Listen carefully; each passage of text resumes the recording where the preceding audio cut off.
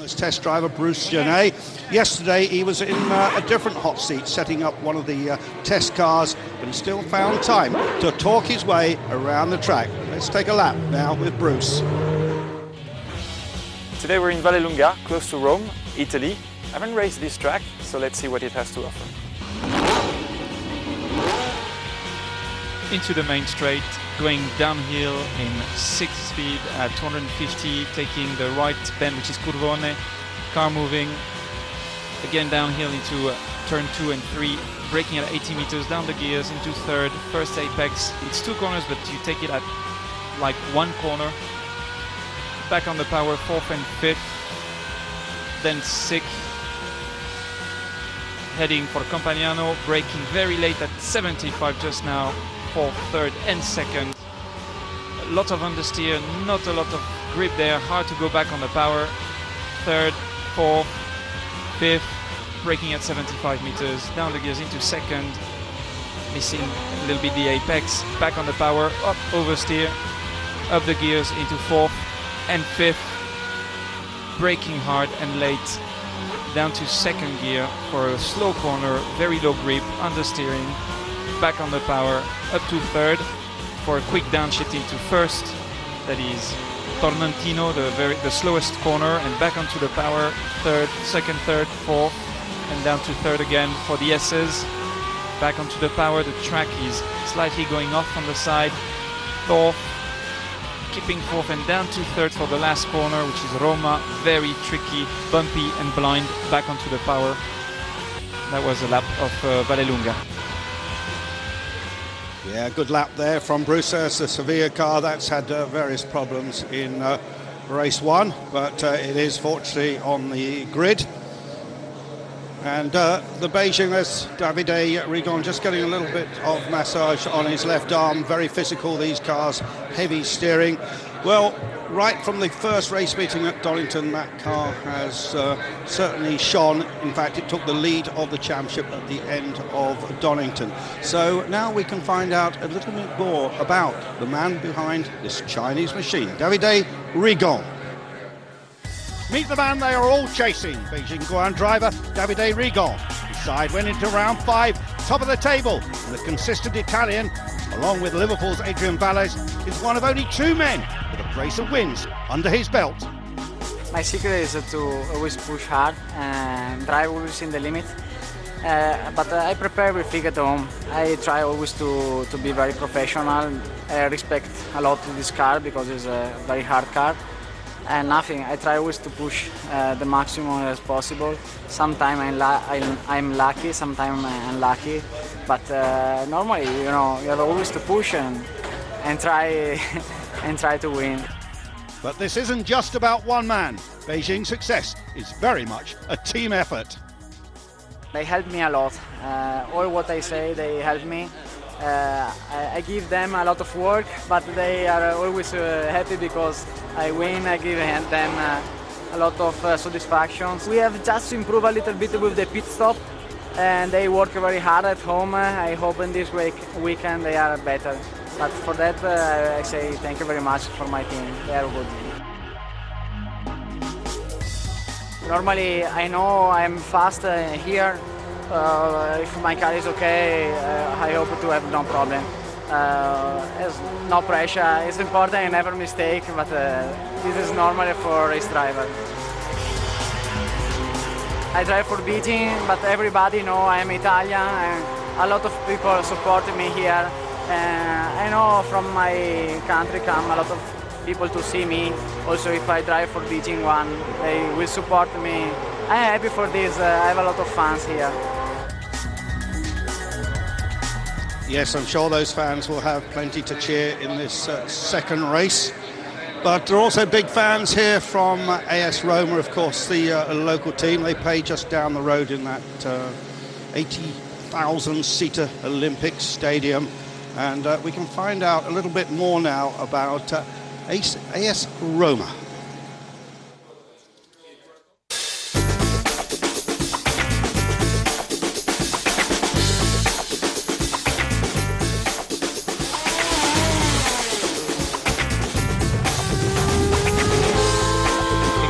absolutely incredible. We have a pole position from a complete rookie.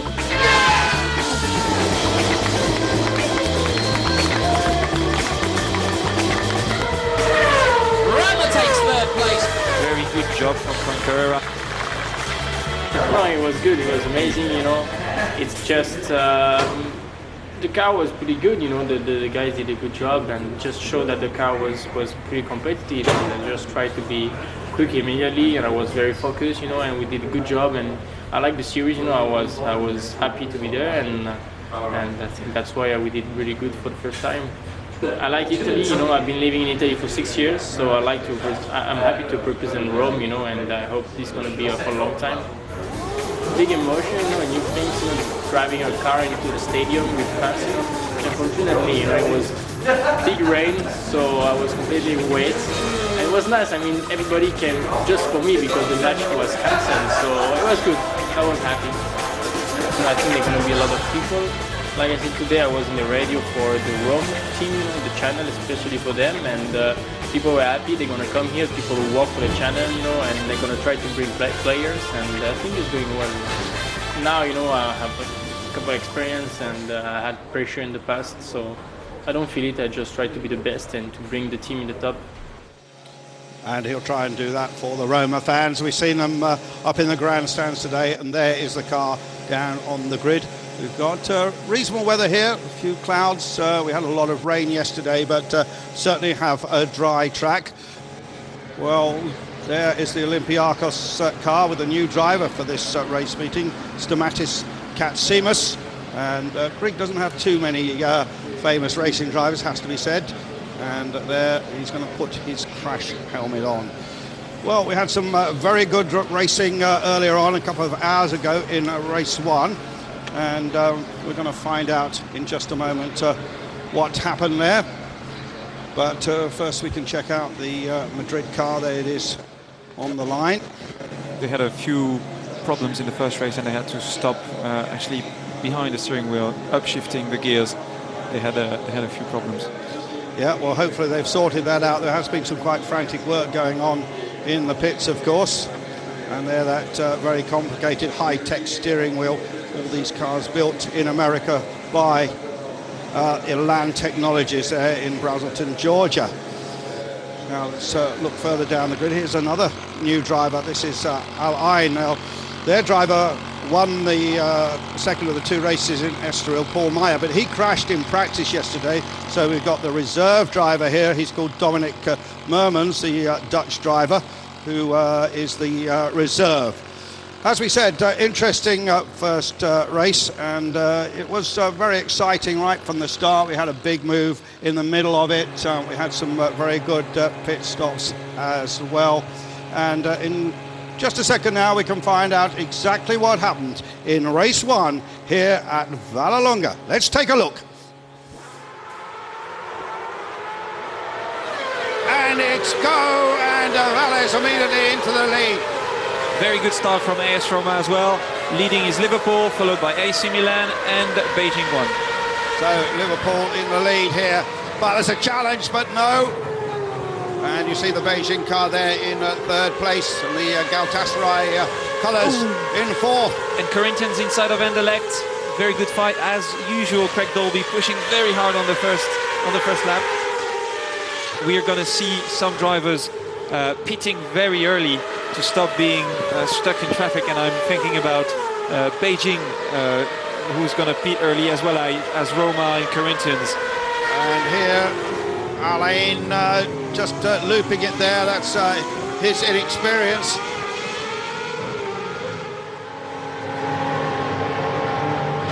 And this doesn't seem the slickest of stops that we've seen in Super League Formula. Not so bad, it looks okay to me. And there we go, there are some other cars in the pits. Liverpool and AC Milan, both of them in the pit lane, which means Galatasaray is now leading. Just now, it's everything is happening just now. Pit's a very busy place.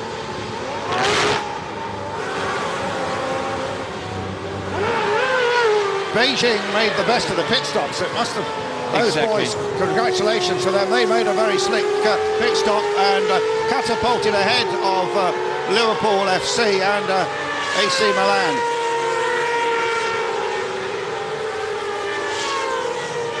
There's the Liverpool car, the initial leader, and he's trying to challenge Galatasaray now. The order now is as it should be, because everybody has pitted. We've got Beijing leading, followed by AC Milan, then Galatasaray doing a good last lap. Galatasaray posting his best lap time so far. Then Liverpool, Flamengo, AS Roma.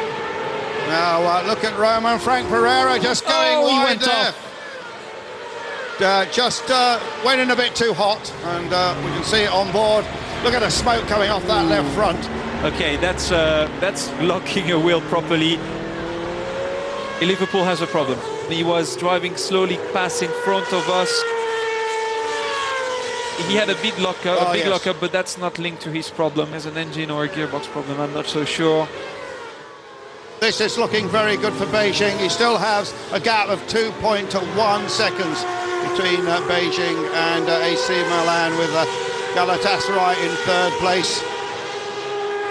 Beijing heading towards his third victory, heading towards the checkered flag. And there he goes, victory for Davide Rigaud. AC Milan finish second, Galatasaray finish in third place. And Liverpool is not going to finish fourth because of a problem. That's a real shame. So that leaves the grid, this reverse grid, looking like this. Toccacello, a driver from Rome, on the pole position. Borja Garcia, who had lots of problems with his spill car, also on the front. Andy Soucek and Frank Pereira for Madrid and Rome. Then it's Alain, the Dominic Merman's first-time driver here, and the other first-time driver there on row 3. Row 4, the youngster Max Wissel for FC Basel and Duncan Tappy for Hotspurs. Eindhoven then, Jelmer Berman, he's been a winner in this series already, and Adrian Valles. Liverpool car apparently had a fuel pump problem in the first race. Porto and then Anderlecht, Craig Dolby, he could be quick. Going back, Pitzonia, Corinthians car, and Ryan Diel went well for Rangers in race 1. Then it's Tucaraca for Flamengo and Galatasaray's Pierre Guidi, of course, a local driver. And then the men who were first and second, Dornbos and Rigon, on the back row of the grid for Milan and Beijing. So that is the lineup. The intrigue here is to see the quick boys coming through the field, of course. There is the Borussia Dortmund car. And Bruce, hard work and it's difficult to overtake around this Vallelunga track. So it'll be interesting to see how the likes of Beijing, what sort of progress they can make. Yes, it's very difficult. There's probably only one place to overtake, and we just saw a couple of moves. There's Sevilla, they had problems. Yes, but they're back on the grid and starting at the front. And so that'll be a car to watch. Here's the Andy Soucek. Soucek had a throttle, Sevilla had a throttle problem, and Soucek had a gearbox problem. Gearbox problem for him, but see how quickly he can go. He needs to lift that team off the bottom of the league. There is Frank Pereira for Roma. We know Frank has got plenty of speed, might be relatively new in these cars. We understand there is a 5-minute delay to the start, but I'm sure we can live with that. And what's that tube doing, poking into that car there? Apparently giving him a little bit of fresh air, because it's pretty hot out there today. And he's been racing out in America in the Formula Atlantic Series, has Mermans there. Came not knowing he was going to drive the car this weekend. In fact, quite a lot of doing this. Here's Katsimis, Alexandra Margaritas, the other Greek driver, but he's actually brought up in Germany, so it doesn't quite count.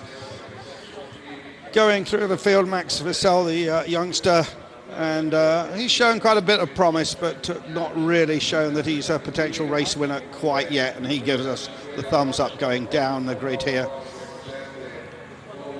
So, kind of handy crowd to see these competitors. There's Duncan Tappy. If you saw our first show, you saw his tremendous footballing skills. Managed to keep a ball in the air for a long time. That's Duncan Tappy then, the British driver, number 5, Eindhoven. Jelmer Berman, Dutch driver, representing the famous colours of that Dutch club. And he can be quick too. Still to put his gloves on, as you see. Liverpool FC, well, that car led the first race until the pit stops, and then progressively had problems. Let's hope that is sorted out for race 2. FC Porto, of course, the previous round of this championship was in Estoril. Tristan Gomendi, the Frenchman, driving the blue and white car there in the Porto colours. Just some of the sun being kept off his crash helmet. These drivers need to be cool.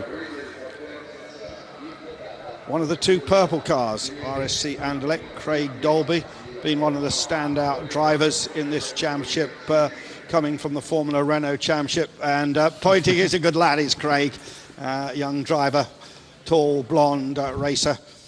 Corinthians, one of the most experienced men on board, with Antonio Pizzoni, a former Williams Grand Prix driver, Jaguar Grand Prix driver.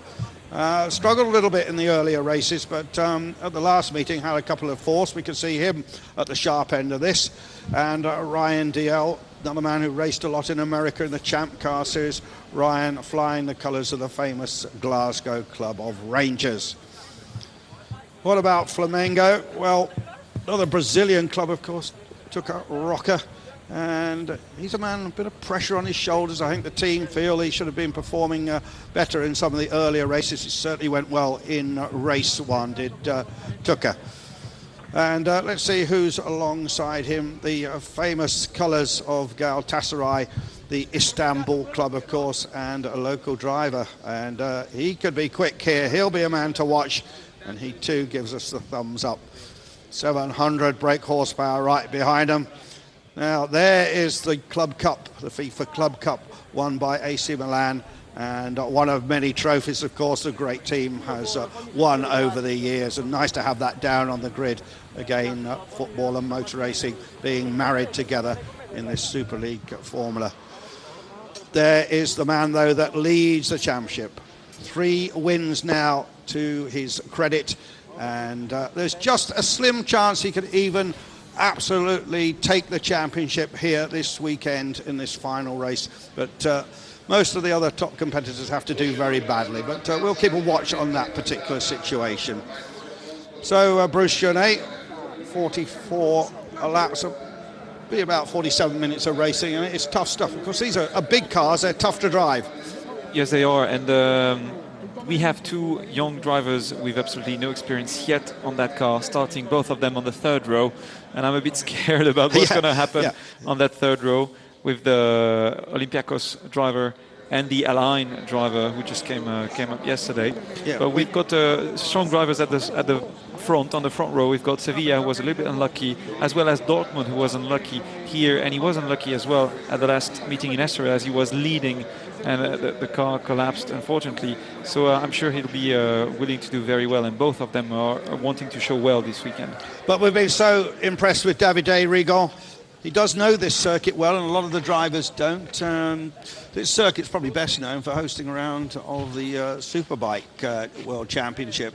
And there's quite a lot of car racing here, but it's mainly of a domestic nature, so not too many of these drivers know the track well. But Davide, I should say, Rigon certainly does.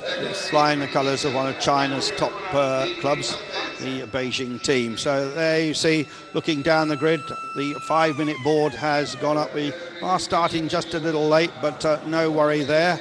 And we will have a rolling start, as they do a great deal in the United States, possibly just a little bit safer. But then we think we're going to have an explosive first lap, Bruce. As you said, you know, there's some slower cars at the front, inexperienced drivers, and you're going to have the really quick boys really charging their way through. The driver of the safety car is just climbing aboard, and we've got AS Roma as well, starting from the 2nd row in 3rd position. Yep. AS Roma, who was looking good in the first race, but they had a problem. Their front wing was collapsing after a small shock during the race, and now he's starting at the front, and he looked very competitive. And Dortmund and Sevilla will have to watch in the mirrors.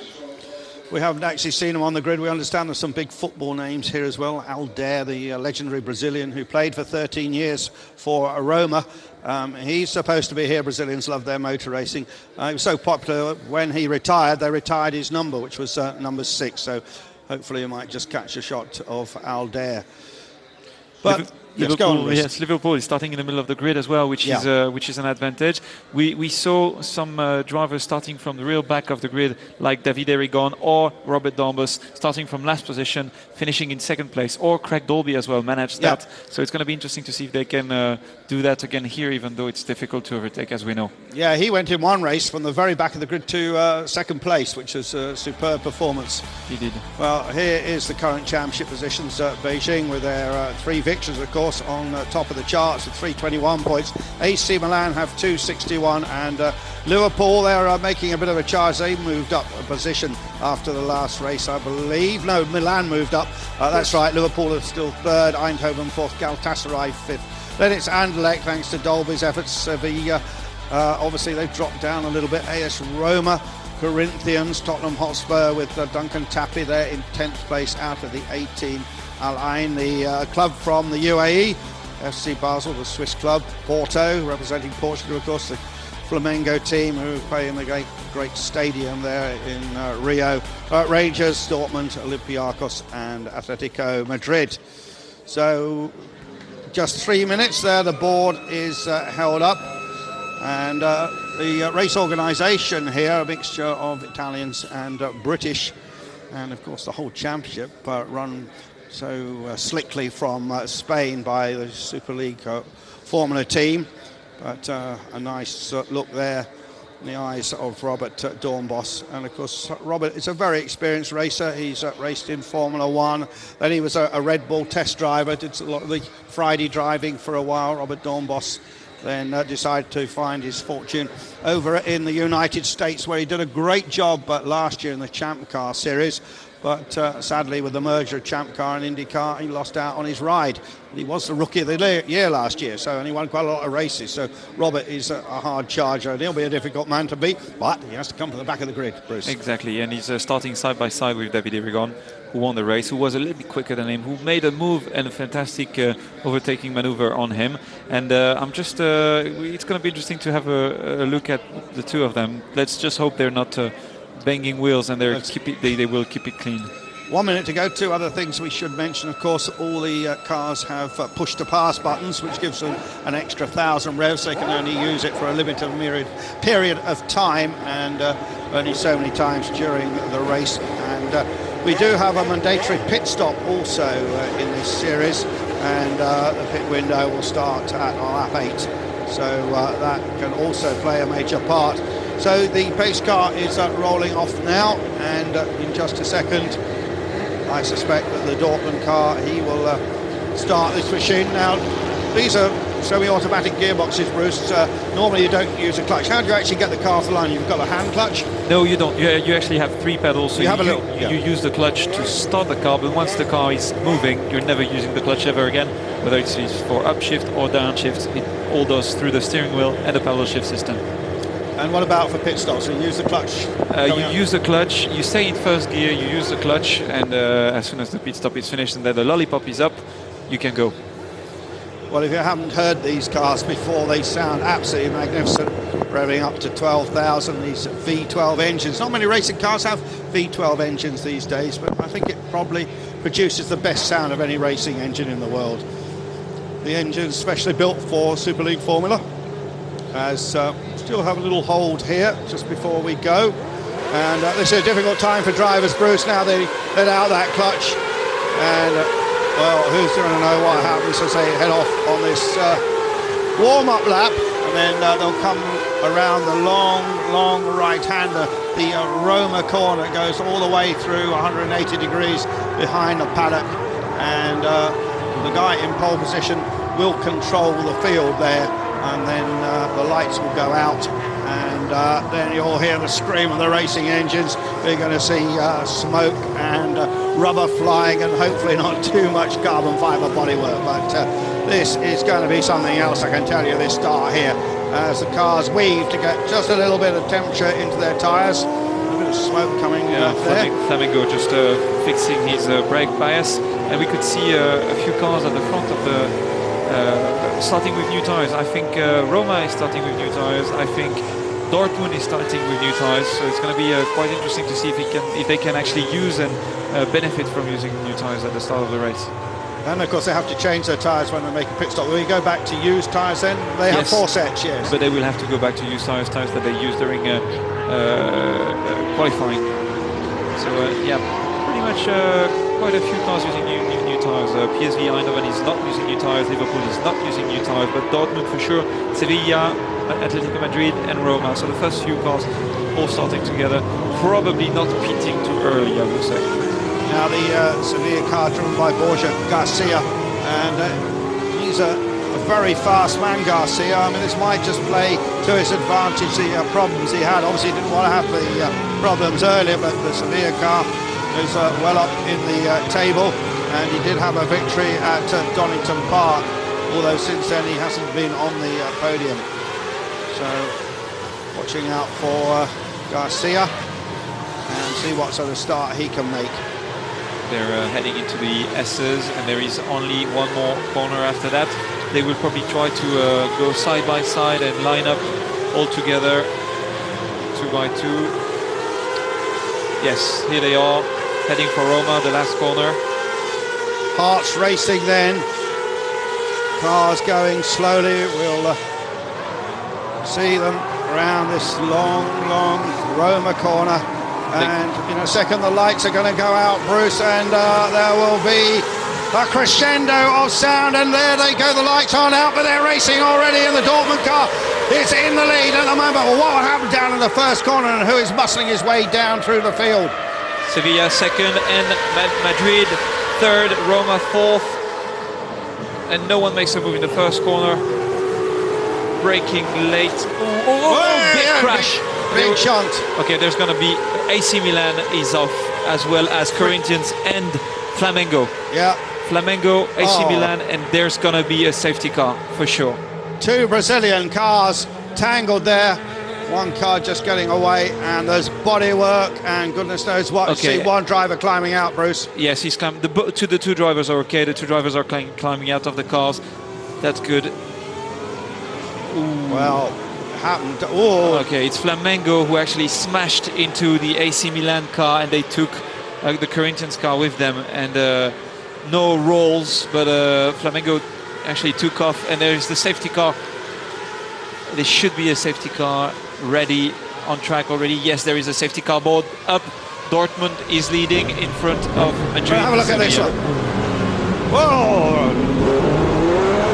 Right over the roll bar, and there the AC Milan car goes spinning off into the gravel. Absolute disaster for that car. Yeah, you can see he actually took off his rear wing, wheels and everything. Outbraked himself, took a Rocha and took AC Milan out, which obviously helps a lot Beijing. That's racing, I guess. So the safety car is out. This might take a few laps to tidy up, but the clock will continue to click here. And that's the Scuderia play team, AC Milan Squadra. Well, I'm sure the drivers have something to say about this afterwards. This is the top 6. Good thing that no one's hurt, and we can see the Corinthians and Antonio Pizzonia being fine as well, not the car being very damaged. Yeah, the rear wing is off, the tyre is down, and a big flying moment here at Vallelunga. Well, we thought it might happen, Bruce, and that's the biggest shunt we've seen thus far in the Super League Formula, and everyone is fine. Let's just reiterate that. So they're moving the car out quite quickly, which is good. We don't want to have the safety car going around for ages. And now, there you can see what happened. It's just, well, we couldn't see so much from there, but there's so much stuff flying around, and you can see the 2 cars flying off. There was 2 impacts, weren't there, really? And you saw the Beijing car managed to avoid the flying bits as best we could see. There's the sad sight of the AC Milan car being hoisted away from the scene of the crime, and the Dortmund car will lead. All the drivers now are starting to worry about their tyre temperatures, keeping the tyre pressures up as they go around behind the Lamborghini safety car. Yeah, even with Lamborghini in front of them, the driver is probably pushing as hard as he can, but those cars are so fast that they are actually cooling down and losing tire temperature behind the safety car. So it's going to be tricky when we'll have a green light. Yeah, just trying to see if anybody made progress up through the field, Bruce. Seems Olympiacos is in 5th position. Yep. Align is still there in front of Max Wissel and Tottenham and the PSV Eindhoven and FC Porto. Actually, FC Porto had a good start because he's in front of Liverpool and he was starting behind him at the beginning of the race. So the running orders is Dortmund, Madrid, Sevilla, Roma, Olympiacos, Align and Basel.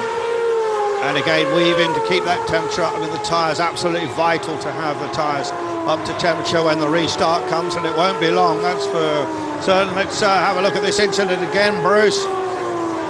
Well, it's Flamengo outbraking himself and actually smashing into AC Milan so hard that they had so much momentum that they took the Corinthians with them. So one Brazilian taking out another. This is what Robert Dornbos saw. Nothing he could do. No. He was smashed way before he actually came into the corner, and as he got into the corner, he had no more rear tires. He had a puncture and no more wing, so he couldn't control the car anymore. And he walks back together with Rocca. There's the Pitsonia car, the Corinthians car. It's going to go on that flatbed truck, and then once that's sorted out, hopefully we'll be underway. But all the time the clock is clicking. We don't have a timeout. The referee doesn't stop his watch as they might do for injury time in football. The race continues under the safety car, and you can see the Lamborghini car pushing really hard, and the Superleague Formula cars looking to be very, very slow indeed. Yeah, if you climbed into one of those Lamborghinis as a non-racer, you think the car was absolutely scrawlingly fast, but of course the speed compared with a purebred racing car is completely different. No compromises made at all. There's the Beijing car on screen right at the moment. Davide Rigon, currently shown in 15th place. He did not make up any places other than for the 3 that have dropped out in that incident, so he's still in 15th. So, incident here at Vallelunga, and we really did have some flying machines, and we'll watch for the flashing lights on the Lamborghini to go out as again the minutes tick away, and this may change some of the strategies, Bruce, do you think, about the pit stops? Yes, well, it might well affect the strategies for Beijing and Galatasaray, who are really at the back of the field, because they were supposedly going to fight with Milan and Corinthians and Flamengo, but now they might have a clear track in front of them, and they might just postpone a little bit their pit stop. But it doesn't change the strategy for the cars in front, I think. Basel is pulling off. Okay, there is... Max Wissel is the youngest driver. I don't know what kind of problem he has, but when you're behind a safety car, you really have to manage the engine temperature. And if you're not managing well the engine temperature, which means not pulling the revs too high, then you might end up having an engine blow up. Well, we don't see any wisps of smoke from that particular car. There are plenty of other things that can go wrong. Yes. People don't realise with the modern racing cars, there's a lot of hydraulics, and sometimes they can play up, or who knows. But he has pulled off the course, and so that leaves us with just 14 healthy runners at the moment. And Tottenham is making a place, as well as Eindhoven and Porto and everybody else behind that. We're going to have an interesting fight between Anderlecht and Liverpool and FC Porto, actually, because they're together on the track. This is not helping Beijing at all, because as the minutes tick away, less time, of course, to go up through the field. Exactly, yes, and we are still having a yellow flag around the track, still the lights on the safety car. So probably another extra lap. They now have to take the FC Basel car out of the way. Yeah, he didn't really pull off the grid or pull off the track that well, did he? No. Pit board's going out, you see. All the teams can speak to their drivers over the radio, but they still use the pit boards as a backup, and the driver's very used to looking at pit boards. It saves battery on on the radio, and it's always very quick to have a quick look at the board on the side. So here we are at Vallelunga in this holding period after that first lap incident, which has eliminated one of the leading contenders. Robert Dornbos for AC Milan has also eliminated both of the Brazilian cars, one of which really we're pointing the finger at, causing that incident. Flamengo took a rocker, and the truck very wisely not loading the car up but just pulling it out of the way, and I hope we can go racing again here in Rome. We're just 30 odd kilometers north of the Eternal City. I think it should be okay on the next lap. We still have got the lights on the safety car, and we haven't got any messages yet on the screen, but it should be okay because the track seems clear. Yeah, we have a clear track. All those bits of carbon fibre went flying because the marshals, corner workers have cleared those away. So Borussia Dortmund continues to lead, 4 laps actually in the book at the moment. There he is flying the famous yellow and black colours of one of Germany's best football teams. Okay, still yellow flags and still the lights on the safety car, but he's in. He's in, still has just switched the lights off, and then we're going to have a green situation again. And of course it could all happen again. Everybody all hyped up now round the long Roma corner, and off he goes. And the green flag waves, and Dortmund at the moment continues to lead. And we're scrutinising down the field, and a good start for Dortmund. And you can see all the wood coming out of the car. Oh, and he's big lockup for Atletico Madrid. He's pushing really hard. He knows that he has to make a move as early as possible, and he has great momentum, and he's going to try to make a move right now. That's Andy Souček, the driver there. Around the outside, and he's going to make it. He's going to make it. Brilliant move. Souček on the charge. Very well done. Very difficult to do that round the outside there. Yes, and there's something happening as well with AS Roma and Sevilla. Both of them are fighting hard, and AS Roma makes a move and jumps in 3rd position. And if you're out there, you'd be smelling that Michelin rubber. Several cars smoking their tyres under brakes. And a great battle for the lead, great battle going on for 2nd place, 3rd place as well. AS Roma made a very good move as well, so we had 2 overtakings at the same time at the front of the field. So we've got now Madrid leading in front of Dortmund, and AS Roma in 3rd position in front of Sevilla. Well, that'll give the local fans something to cheer. The AS Roma car going very well, and now firmly in 3rd place, as you can see. Just trying to look down the field. And here's a replay of that sensational move all the way around the outside. Yes, great. Excellent from the red and white car. And then we had AS Roma on board, overtaking Borja Garcia from Sevilla, making a move under the brakes. Nice and tidy, still makes the apex. And now he's in 3rd position. That's nice. Atletico Madrid currently at the bottom of our league, and doing something about it right here. And we can see on the sector times that AS Roma is coming back on Dortmund as well, pushing hard, making his way up. And he's been very fast indeed, because he's made a big gap between himself and Sevilla. Ooh, and Craig Dolby on the inside, Alain being in the middle of the field, Alain being a little bit slow, and Liverpool making a mistake, Alain being able to show himself again. Couple of cars going past the Alain machine. And still at the back of the field, Beijing not being able to make a move yet on the cars in front. No, he's down in 14th place, and the Alain car is making a bit of a mess in the middle of the field.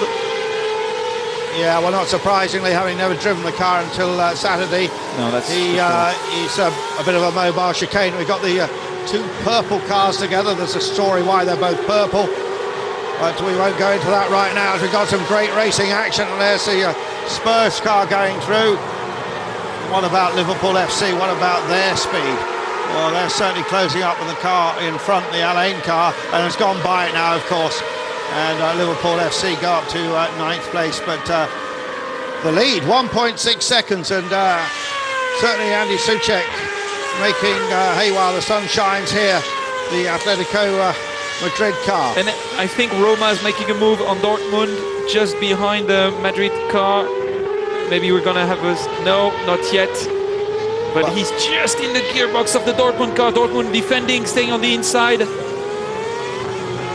Not able to make a move yet, but he tries to get him on the exit of the corner. Very hard to overtake here. It's impossible to overtake in that corner. There's that battle for second place, and this is absolutely a cracking struggle. And still Dortmund defending very well. And look, almost touched there in that slow corner. And AS Roma on the big charge, and Frank Pereira with some excellent experience earlier this year out in the IndyCar series. And just looking down the field, see if anybody else is making much of a move. Atletico Madrid looking strong here, and now the gap has gone out to 3.3 seconds, cracking up there by Atletico Madrid. And of course, really has to make a move, and he's going to try around the outside. A big accident, a huge shunt, and whoa! I mean, he didn't see that he was there. No. He didn't see Frank on his left side. I mean, he was taking his line back, but he didn't see the car there. Otherwise, he wouldn't have pushed him as he did. And there he is, clattering along the Armco and well, into that Marshall's post. But I think the Marshals are okay. It looks very dramatic, but I think he's going to be okay to catch it. He wasn't flat through the corner, that's why. That's the hit, bang! And there, crash, and then that took out our camera as well. See it from another angle. High-speed accident, well over, 130, 140 miles an hour. He's okay, that's the main thing. He's fine, good news. Well, we said we might see some explosive action, and we've certainly seen that. I think he made a mistake going down the hill into Curvon, which is a corner that should be taken flat, and he's suddenly in the middle of the straight. He wasn't flat anymore, so that's why the AS Roma car had to made a move, and he made a move on where he had space, and it was on left side, and it was Dortmund's line. That's why there was a crash. And of course the Borussia Dortmund driver Enrico Coccocello is from Rome. In fact, he started Superleague Formula driving for the AC Rome. Quite a lot of dirt and mess on the circuit on the racing line there, and we haven't got a safety car. We have got the pit lane window open. We've got Liverpool in the pits. It's all happening here at Vallelunga. There, the Liverpool car goes away. So we've got Liverpool, Alain, Galatasaray and Glasgow have all made their pit stops already. Not such a great pit stop for Liverpool. I think they struggle a little bit with the left rear wheel, but there he goes back again on track. Wow. So we still have got Atletico Madrid leading in front of AS Roma now, and Sevilla in third. Goodness me, Bruce, we need to calm down a bit with all this going on, but you know, they are still racing flat out here. There was no yellow, and there is a bit of dirt still on the racing line, but all this, of course, is played into the hands of Andy Souček as he comes into the pits now for his pit stop. Okay, Madrid in the pits. So he needs a nice clean stop. I hope all goes well for him. Andy was very unlucky. He had so many problems with his car so far, and most of the cars are running perfectly with no problem. Roma's in the pits too, Sevilla's in the pits too, so we've got the top three cars in the pit lane. All basically following each other on the strategy. FC Porto as well. AS Roma. So it'll take a lap or so to sort out the order and who's really doing well here, but we know very much that Andy Souček is very strong. There is a mechanic from the Corinthians who was whose leg has been touched by the car, unfortunately. Let's hope he's okay. It's always a problem in these fast pit stops. Yes. AS Roma is back on track. A bit of drama in this first race. Not half. Olympiacos currently shown in the lead, and the young Greek driver can't believe it, I shouldn't think. has yet to stop, as well as Tottenham. But Atletico Madrid is back on the track, as well as AS Roma. Well, I never thought I'd be saying that Stamatis Katsimis was leading a major motor race, but that's exactly what I am saying here. But it's not going to last very long. And of course, we still have quite a lot of time remaining. There he goes into the last corner, not looking very fast. But Atletico Madrid is leading with probably 8 or 10 seconds in front of AS Roma. He's not actually leading at the moment, he's running in 3rd position, AS Roma in 4th position, but Olympiacos and Tottenham still have to pit. Yeah, they still have to pit, and Duncan Tappy, of course, for the Spurs in 2nd place at the moment. And the Olympiacos car doing a 1:26.3. That's a respectable lap time for a man with so little experience. And we are on board with the theoretical leader, which was Olympiacos, and now back onto the Atletico Madrid car, running currently 3rd, but being the first car which made the pit stop, as you can see on the board, with a little P on the right side. So Olympiacos, a lot of pressure on this young man's shoulders. Well, I say young, he's actually 26 years old. He's been racing here in the Italian Formula 3 Championship, and he's got his big chance this weekend, and he's certainly using it. Yeah, he is. So everything went well for Atletico Madrid in the pit stop, which is very good. Let's wish him a good luck, because he wasn't very helped with luck so far, and he looks strong. Olympiacos into the pits now. It'll be interesting to see where he comes back into the field. And so now, just for the moment, we have Duncan Tappy for Spurs in the lead. But he has yet to make the pit stop, and he will be the last man. Okay, the interesting fight now, because there is a fight. Everybody's fighting inside of their cars, even if they're on their own. They're pushing as hard as they can. The lap times are pretty strong. We have Atletico Madrid lapping in 1:29.5, and behind AS Roma 1:28.4, which means that AS Roma is 1 second quicker than Atletico Madrid, that is having a problem. Atletico Madrid didn't go through the last lap. He's going down the field. Oh, he's no. off, he's out. Oh, that's terrible. So, there he is. Yet again, Lady Luck does not shine on Andy Soucek. We didn't have any information on the screen, but he went for a pit through penalty. Oh, did he? That's what it looks like, because he went through the pits. Yeah. And he didn't stop, and it doesn't seem that he has a problem. Because the car's running and he went through the pits, so probably had a penalty for... Bruce, we've got a screen in front of us, and usually they flash up messages telling us why these things happen. And maybe it was speeding in the pit lane. That's what I would assume would be the problem. Yes, you're right. But meanwhile, Tottenham Hotspur continues to lead. He doesn't have to go in yet, and of course he's got clear track in front of him. And Duncan Tappy lapping at 1:26. The AS Roma car, now shown in 2nd place, is lapping almost 2 seconds a lap quicker. So at some stage the Spurs will have to make their pit stop, and Roma will then go into the lead. But the other big news is that the Olympiacos car is still in 3rd place, and he has made his pit stop, and that's that young driver Stamatis Katsimis. He's certainly making a name for himself. He's actually he's dropped now. Yeah, he's dropped because he's back on track. Yeah. But he's dropped not so much, because he's in fifth position. That's pretty good.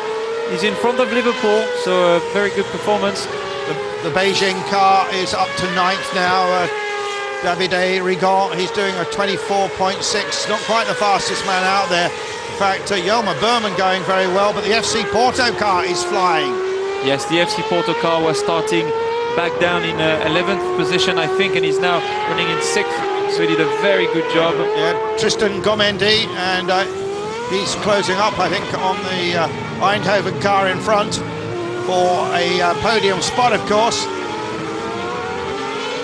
But a completely different strategy for Tottenham Hotspur, and Duncan Tappy continues to lead.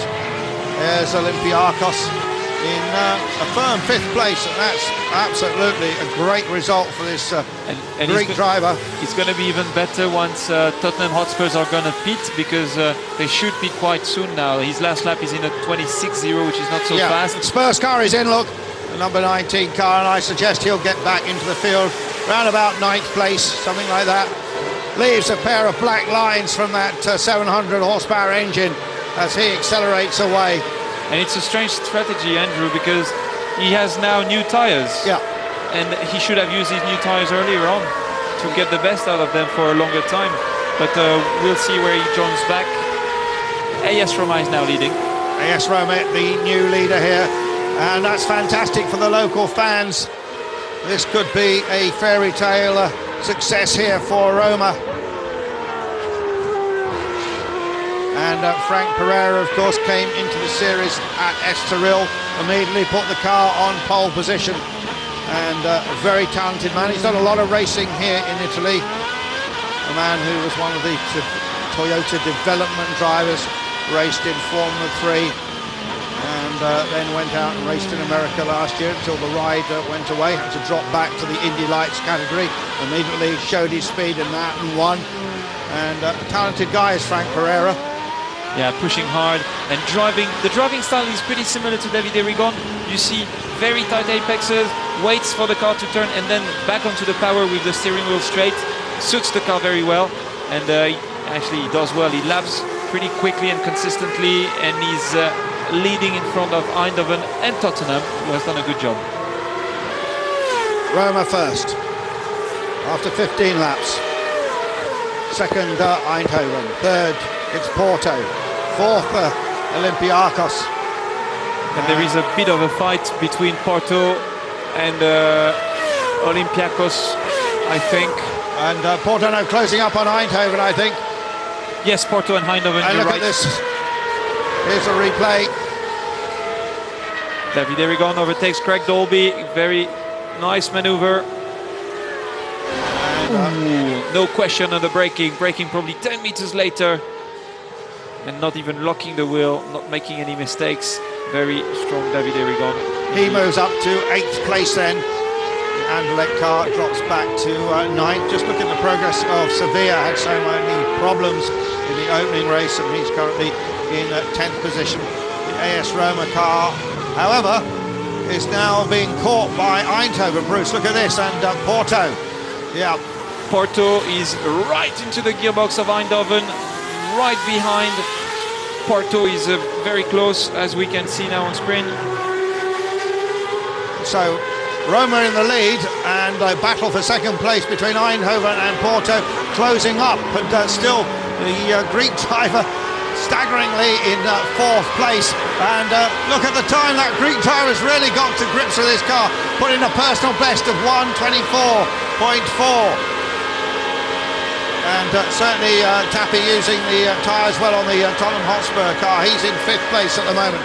But we're watching this battle, and one big lock, he's gone wide, and that's just the chance that's required. And thank you very much. And Porto goes through. Excellent from racing. Comendi. Mistake from Jelmer Bowman there. Well, it's action all the way here in Vallelunga in Rome. We've had 2 big incidents. We've had some great moves, and we had some surprise drivers running right up in the top 5. But still, it's AS Roma. Well, there you saw it again. Here's another angle. Too late on the brakes, locks up. Left the gap open, and thank you very much. And up I go into 2nd place, says Porto. That's Tristan Gomendi putting pressure on the Eindhoven car, and they've probably lost, the 2 of them have probably lost a little bit of time, and it helps AS Roma to go away. AS Roma's last lap wasn't so good, and we'll have another look when he crosses the line. 24.5 for AS Roma, 23.8 for FC Porto. Fastest lap for AC Porto on that lap. Is coming back very fast on AS Roma. Well, Tristan Gomendi really needs this. Had a diabolical meeting in Estoril. Engine blew up, in fact, in race 1, and couldn't take part in race 2 at Estoril. He has yet to get on the podium. In fact, looking at the chart, I think his best result thus far was 5th in the one of the earlier races for Gomendi. And he still has got 15 minutes to close the gap and try to make a move, and that's way enough time. Yeah, the gap now 3.3 seconds, and we'll watch that gap reduce on Roma, with Eindhoven still third, and staggeringly Olympiacos still running there in 4th place, with Tottenham Hotspur and Liverpool running 5th and 6th, the two great British teams together. But the battle we're really watching is at the front of the field. What can FC Porto do about Roma? And now FC Porto's there, Eindhoven's not very far, Olympiacos is there, Tottenham is there, Liverpool is coming back as well, Galatasaray is very quick, and Beijing did at 124.4, which is his best personal in that race. So we've got the top 8 now being very close together. Well, Stamatis Katsimas is now down at the 124s for Olympiacos, as he has been for a while, and he's staying with those good lap times. And similar times from Liverpool and Galatasaray. And the Beijing car doing a 24.6, and the Beijing car still on the move, trying to move up a little bit, but this will certainly keep the championship open, of course. AS Roma did a 124.4 on the last lap. His team probably told him on the radio that FC Porto was coming back. FC Porto not able to keep on pushing as hard as on the previous lap when he lapped in the 23s. He's now in the 24.2, which is 2/10 quicker than AS Roma. So Roma continue to lead. Porto second, Eindhoven third, and then Olympiacos, sensational performance by Stamatis Katsimas. And then it's Tapi for Tottenham Hotspur, Liverpool, Galatasaray, Beijing, Anderlecht, Seville, and Glasgow in 11th place. And we just have 13 cars running at the moment. Great shots there, the AS Roma car. In the last lap, AS Roma still the car, very close to the white line. He's using all the track. He's driving well, Frank. Not having too much understeer, being quite happy with the car balance. I think 24.41 and 24.40 for the first two cars. Exactly the same lap time, just 1,000 between the two cars, so that's very close. And Eindhoven dropping back a little bit now, and could even drop back into the clutches of Olympiacos. And just for an information, Sevilla is back into the pits with a problem, so Sevilla is out of the race. Well, that's disappointing for their driver, Borja Garcia. But at the front of the field, still Roma and Porto. Well, can Porto and Christian Gomendi do anything about this? French commentator here. Whoa! Frank Perrin nearly off. Oh. Outbraked himself, went completely sideways into the corner. He starts to struggle with the car balance maybe. And Porto getting closer and closer. Yeah, that would have lost him time. Oh, engine gone for Borja. So he hops out. Respectacled racing driver, end of his day here. Vallelunga, sun shining, but the shadows starting to lengthen this autumn day with just under 12 minutes now remaining. Is that enough time for Porto to close up on Roma? And certainly took a lot of time out on that last lap when we saw that lurid moment from AS Roma. And now the gap is under 2 seconds and Porto is on the charge. Well, Frank Pereira's got to keep it all together. What goes through your head? You know that the man who's chasing you is closing up. You can see the two cars on the screen now. I think the hardest thing is when the car is actually closing up on you, because the only thing you have to do is to try to drive as well as you can, try not to do any mistake, but still be as fast as possible. And so we see him making a small mistakes. Once the car behind you is just behind you, you have to control him. Yeah. And focus on not being overtaken. So braking late, but stopping the car in the middle of the corner, having good exits of corners, which is another kind of job and work, which is for me easier. But he's coming back. 1 second difference between the two cars on the last lap because Frank did a mistake. Tristan is coming back. We'll see the lap time on that last lap. On the next indeed. lap. Yeah. And fourth, fifth, sixth, all pretty close together, only the odd second between them. But they're running close now. The end of another lap here, leaving us at 10 minutes and a lap to go. 21 laps are in the book with 2/3 of the way through this second race here at Vallelunga with some magnificent action. And of course, had the two big crashes, fortunately no injuries. And we had a bit of a lock up there again as the Porto car on the charge. But the gap is coming down, down, down. It's now 1.6 seconds. Yeah, 0.3 of a second on that lap. Porto was 0.3 quicker, and we're on board now. On board, changing gear with the paddle shift behind the high-tech steering wheel. And you can see the leader right in his sights now, taking plenty of curb there, and all the time closing up on AS Roma. Tristan Gomendi, experienced French driver. Very different driving style between the two drivers, but lap time pretty similar. FC Porto 0.3 quicker. But now on screen you can see how close they are, and certainly the Roma car being hustled along. But we've got two French drivers racing for this here, Frank. You know them both. The pit stop window has now closed. The two of them having experience in champ cars.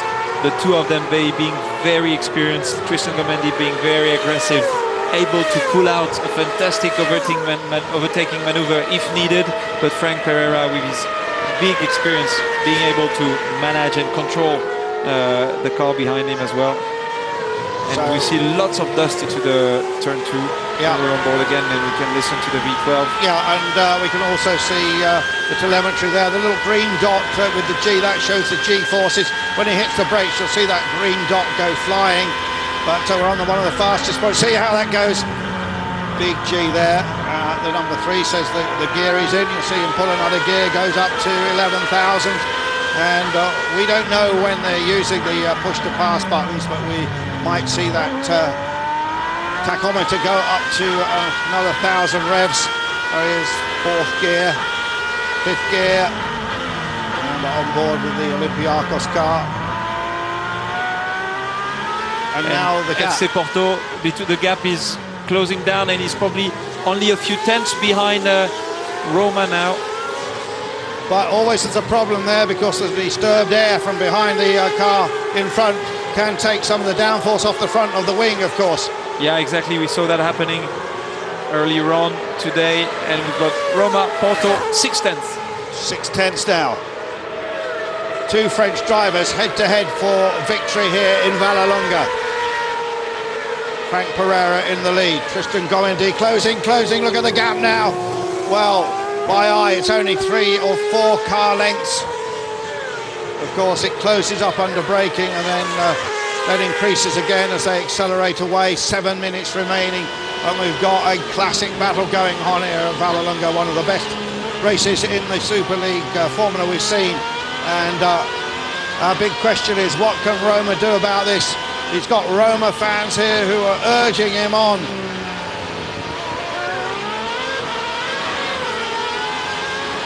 Officially it's 0.7 a second, but it's yo-yoing backwards and forwards under braking, under acceleration, and looking back from the Roma car. And I get the feeling now that we should see a charge from Tristan. Look at how close he's getting. Eindhoven remain in 3rd place, Olympiacos 4th, and Tottenham in 5th. Liverpool have got Galatasaray chasing them for 6th spot. Okay, now it's a question, will Tristan Gomendi find a weak point somewhere, or find a gap to dive, a hole to dive into to make a move? And of course he's got to put pressure on the Roma car, on Pereira, see if he can really push him into a mistake here. 24 laps in the book, and this race between these two Frenchmen is absolutely gripping here at Vallelunga. It's good to see those two racing against each other, because they have never raced against each other. They've been in the same series in Formula 3, in Champ Cars, but they've never found each other on the track, and it's two different generations, like 2-3 year difference. Yeah, of course. So it's quite interesting. Gomendi, of course, the older of the two, and he can look in his mirrors. He's going to see it absolutely full of blue and white. Yes, indeed. And not far behind, of course, is this Battle Eindhoven third, and they can keep their championship chances alive with a podium finish here. And Liverpool behind Tottenham in the 6th position. He's not able to close the gap. Look at him there, right up, and smell my gearbox oil there.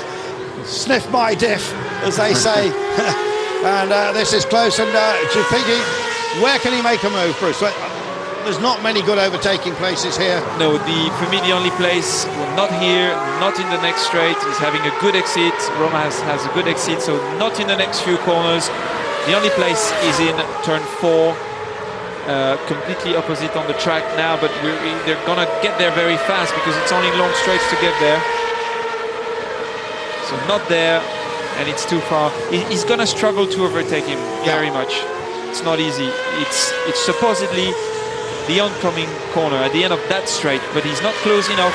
Frank is quite good in the first 2 corners, so it's not going to be easy for him to make a move. We saw a points forecast there. Some 50 points will separate the top 2 if it stays like this, and of course 100 points will be available in the final round down there in Jerez in Sherry Country. So the championship will definitely not be decided here. It was just a mathematical chance it might be, but that's not going to be. And this battle continues, and Gomendi trying everything he can to get around Frank Pereira, and again he's right up the gearbox again. They have a completely different line in there, and Frank is struggling with traction. Huh? He struggles to get out of the corners fast enough, especially the slow corners. And the clock is ticking all the time. 3 minutes and a half at the moment between the two of them. 3 laps probably is all that is remaining, and this would indeed be a famous victory for Tristan Gomendi. It's been a while since he's won a single-seater race, and of course Frank Pereira, new in this car, and he certainly impressed that team, and he is hanging on very well indeed, and driving defensively, of course, as well he might now. And, Frank not having a great exit on that lap, but he's too far ahead still, and that corner is one of the places you can overtake. But Roma, we understand there's been a collision elsewhere, and the Galatasaray car, and there's a Olympiacos, Galatasaray, 3 cars involved. 3 cars. Yeah, Olympiacos and Tottenham Hotspur as well, and that will bring Liverpool up the field. Let's see what happened, Bruce. Just a simple mistake from Olympiacos, and Tottenham couldn't avoid him. That's as simple as that. And then Galatasaray made a mistake on his own as well, probably sliding. Olympiacos makes a mistake on his own. Just stepped on the gas. Tottenham grabs it. And then Galatasaray grabs him as well. So that's pretty unlucky. Yeah, and it was, Tappi almost missed the spinning Greek machine, but didn't quite. Yeah. So that will change some of the order down in 4th, 5th, 6th place. But what's happening at the front of the field? Still, we've got this battle between Roma and Porto. This could, of course, bring out the safety car again, and maybe this race will finish under the yellow. We certainly hope not. Hopefully the marshals can get those cars out of the way. And still, here's the battle at the front. Yes, I hope those 2 leading cars are avoiding the debris on the track and the cars. Yeah, it seems all right. Of course, you saw the yellow flags waved and no overtaking under the yellow flag situation, and it's just a local yellow. So that really, it doesn't help Porto at all, does it? Tristan Gomendi has less places to overtake, less chances. Yes, plus I think he's been pushing very hard to close the gap on Frank, and he's probably both a little bit tired, and the tires probably have gone off as well. So everything combined, it's going to make it even more difficult for him to come back. So, but it's changing the field completely. Yeah, Liverpool now 4th, Beijing 5th, Plenty of points for him, and Anderlecht in 6th place. Well, we said what a great job Stamatis Katsimis had been doing, but his inexperience showed at the end, and the rear end got away from him. There's the Liverpool car, and the Liverpool car has got Beijing right behind him now. And Davide Rigon wanted to get some extra points in the book to protect his championship lead. Liverpool keeping 3rd position, and the interesting AC Milan dropping drastically from 2nd to 4th, and AS Roma jumping from 9th to 5th, if the position are remaining as they are now.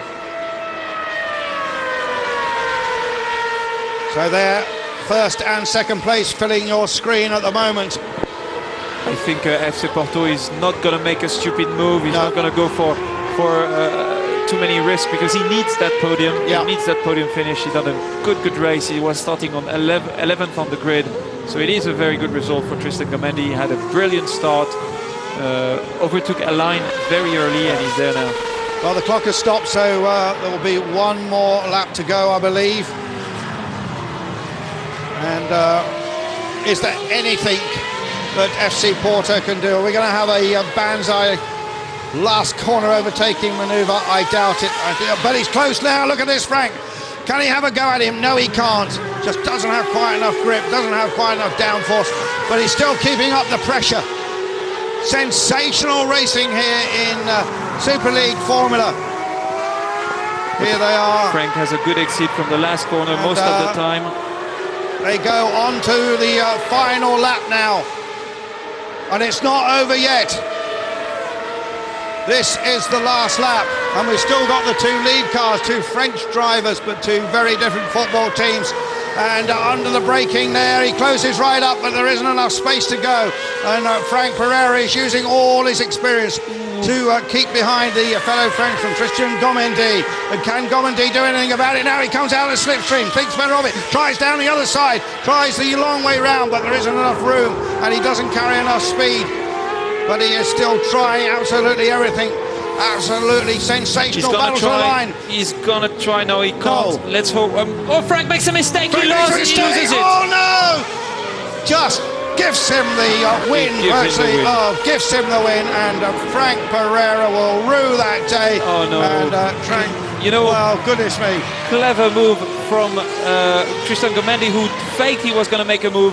Frank Pereira had to defend any damage his braking line, and there he goes. And Gomendi then on the last lap, he's pulled out 3 or 4 lengths. Well, we didn't think he'd be able to do it. We were wrong. An absolutely sensational race here.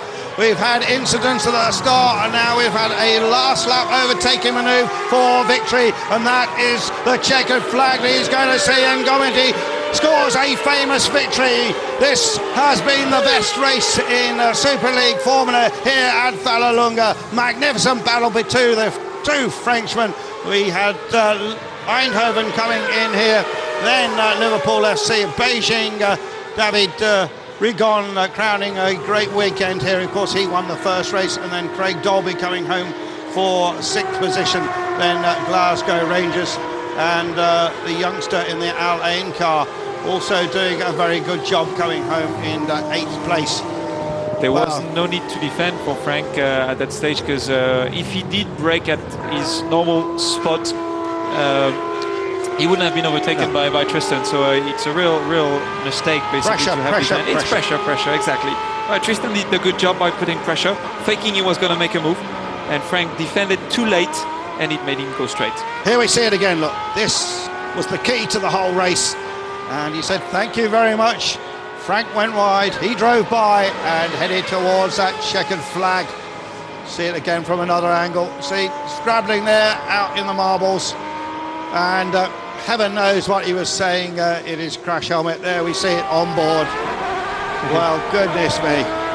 The car is so big and so wide that you cannot change your line at the last moment. You cannot be inside of the corners when it's such a narrow corner. Otherwise, you're never going to turn the car around. And that's exactly what happened to Frank, defending too late. Very good job from Tristan. Good job from Frank as well. He was starting from 3rd, finishing 2nd. Lots of crashes. but Well, everything is there everybody's is the safe. result then. Porto from Rome. Actually, in the end, the gap 1.482 seconds. Well, changing halfway around the last lap, that lead. Eindhoven, Liverpool, Beijing, Anderlecht, Rangers, Alain, Olympiacos, and Tottenham Hotspur. We had quite a few retirements, of course, some of them for the various incidents we saw, and of course that big incident at the start, and then the big crash with Dortmund. All action here as the winner comes to a halt. He is handed a checkered flag and he will climb out, and surely he will show plenty of emotion. And the story about Tristan Gamendi is that his hand is very painful. His hand is all swollen from a crash yesterday, and he's been suffering very much in the car. I was talking with him, and he probably was suffering all the way through the race. Yeah. And well, you see the body language there Not with very happy. Frank Pereira. He knows he made a mistake.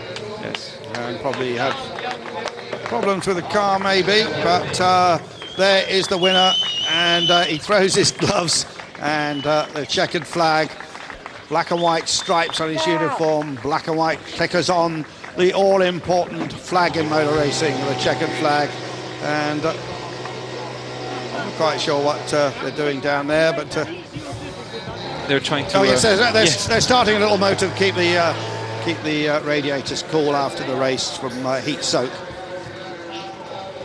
Tristan finally relieved after a very difficult start of a season.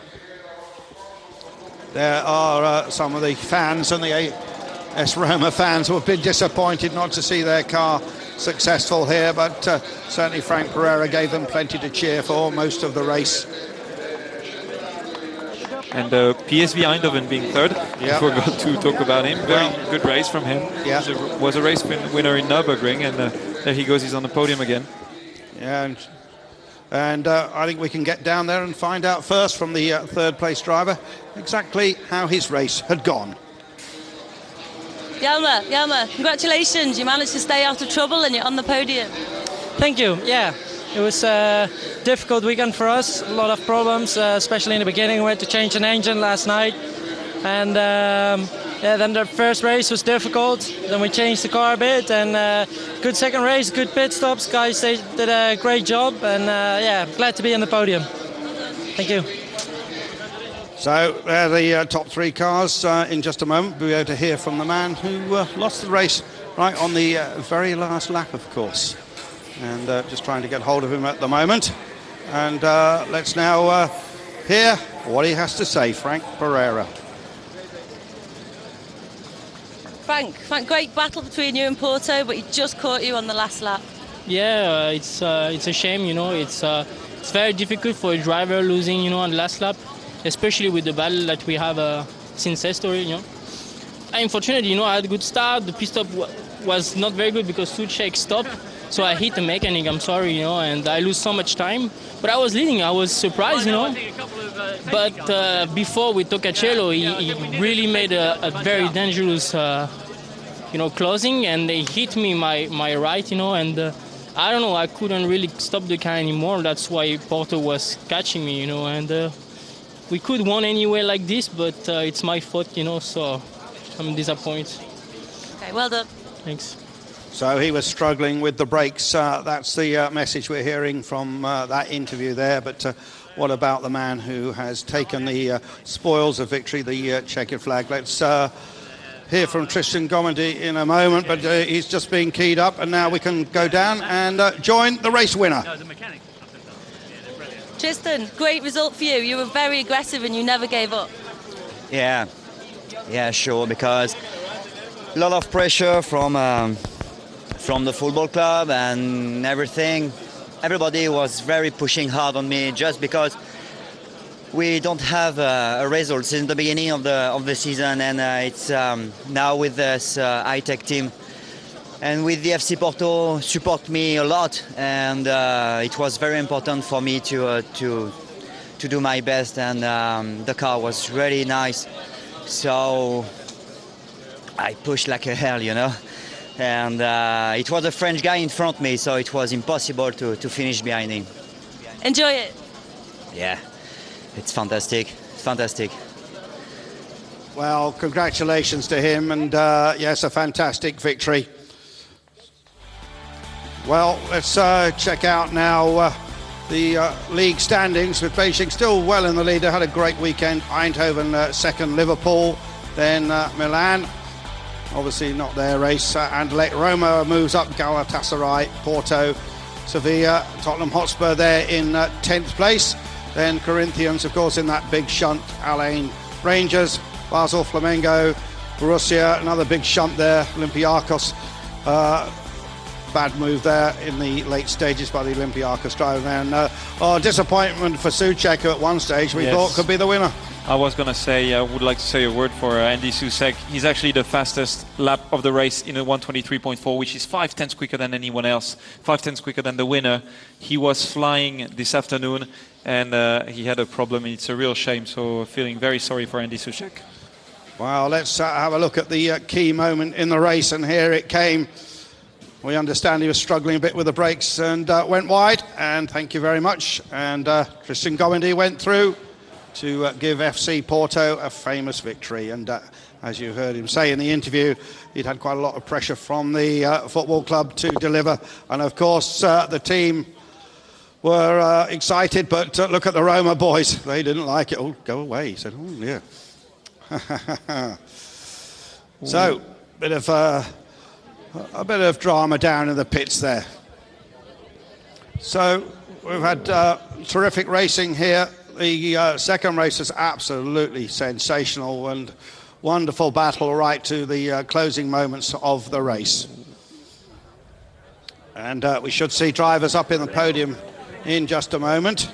I didn't quite understand what went on in the Roma garage. I don't know what Mr. Coloni was trying to say to the camera. I know. It didn't seem very happy, but I have no idea what he was trying to say. No, I think he was saying, go away. We don't want you to see us being upset. And, well, there you are. They're Italians. They get excited. We all get excited. But we should have this podium coming up in just a moment. There's Jelmer Berman. Third place for Eindhoven, and they remain in second place in the team standings. The beautiful race, it says up there. We certainly had a beautiful race today, and there 22 for AS Roma, the local team, and still is able to wave to the crowds. And they're our winner here in a race which finished sensationally at Vallelunga, and we will hear the French national anthem played. Bruce, you can't talk when this is on. Maybe I can just say a few words. And Bruce is standing with his hand on his heart.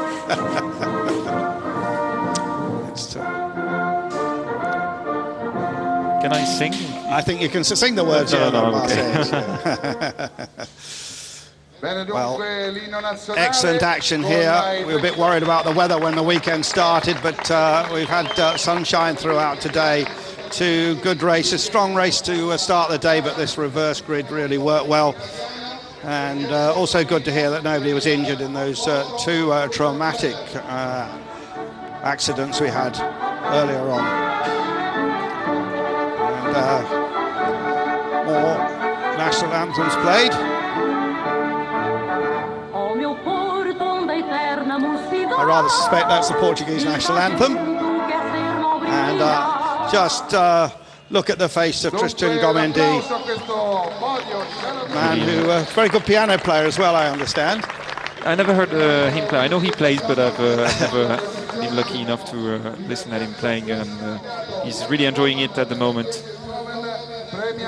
And Juan Bascones, a board member for Superleague Formula. That board will be happy today to see how well their cars race. And there goes the trophy up aloft.